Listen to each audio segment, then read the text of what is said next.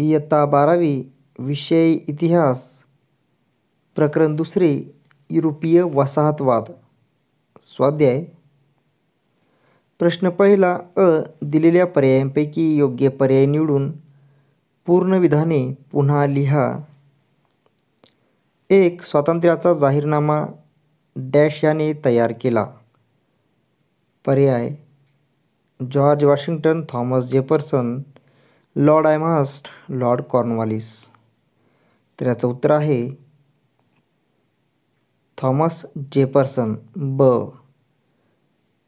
स्वातंत्र्याचा जाहीरनामा Thomas Jefferson यांनी तयार केला. 2. दुसरे ब्रह्मयुद्ध डॅशच्या काळात लढले गेले. पर्याय आहेत.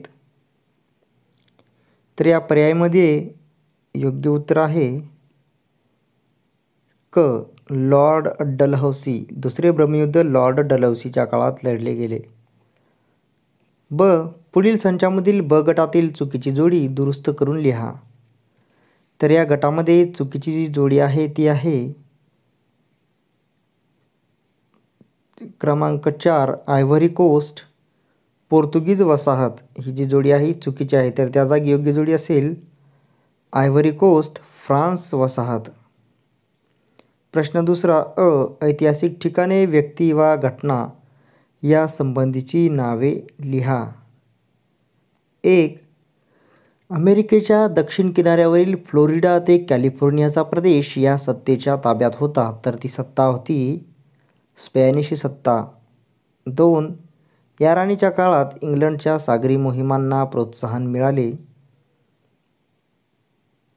राणी एलिझाबेथ पहिली. ब. दिलेल्या कारणापैकी योग्य कारण निवडून विधान पूर्ण करा. 1. म्यानमारवर कब्जा मिळवणे हे ब्रिटिशांचे उद्दिष्ट होते. कारण. तर पर्याय आहेत.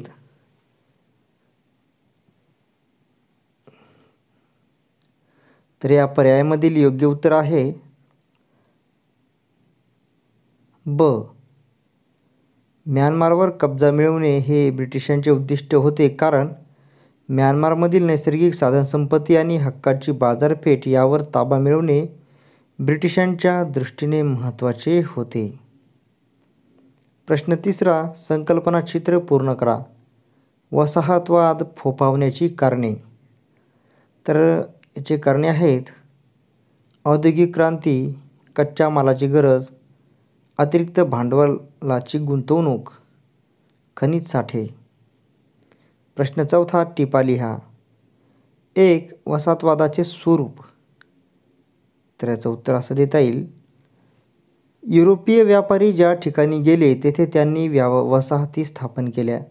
वसाहतीमध्ये स्वतःचे आर्थिक, सामाजिक, राजकीय वर्चस्व प्रस्थापित करण्यासाठी स्पर्धा निर्माण झाली. युरोपीय लोक अमेरिका, ऑस्ट्रेलिया, न्यूझीलंड येथे गेले. तेथे त्यांना अनुकूल वातावरण हवे होते. आशियाई खंडात हवामानाशी जुळवून घेणे अवघड गेले. हवामान अनुकूल असो वा नसो, युरोपीय लोकांनी स्थानिकांना हुसकावून लावले.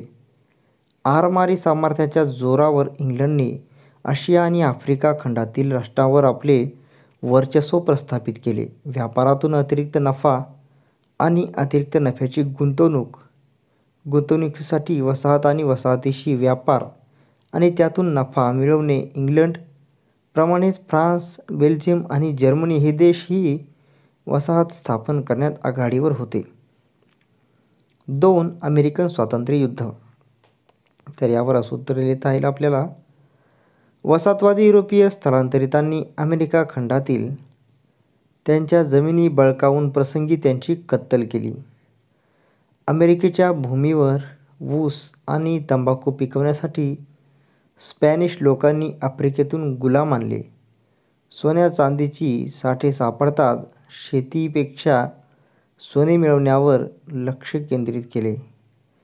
1774 मध्ये फिलाडेल्फिया येथे वसाहतीचे अधिवेशन भरले.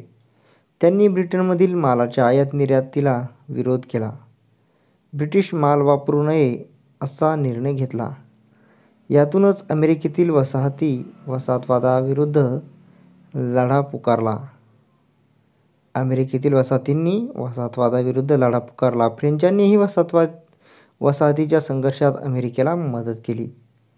1779 मध्ये स्पेन अमेरिकेच्या बाजूने युद्धात उतरले. वसाहतीचा प्रमुख सेनापती जॉर्ज वॉशिंग्टनने इंग्रजांचा पराभव केला. इंग्रजांचा सेनानी लॉर्ड कॉर्नवॉलिस शरण आला आणि अमेरिका स्वतंत्र झाली. प्रश्न 5वा. पुढील विधाने सकारण स्पष्ट करा. 1. औद्योगिक क्रांतीमुळे वसाहतवादाला चालना मिळाली. उत्तर. आधुनिक यंत्रामुळे उत्पादनात प्रचंड वाढ झाली. देशांतर्गत बाजारपेठेत सगळे उत्पादन खपणे शक्य नव्हते. अतिरिक्त उत्पादन खपवण्यासाठी नव्या बाजारपेठेची गरज होती.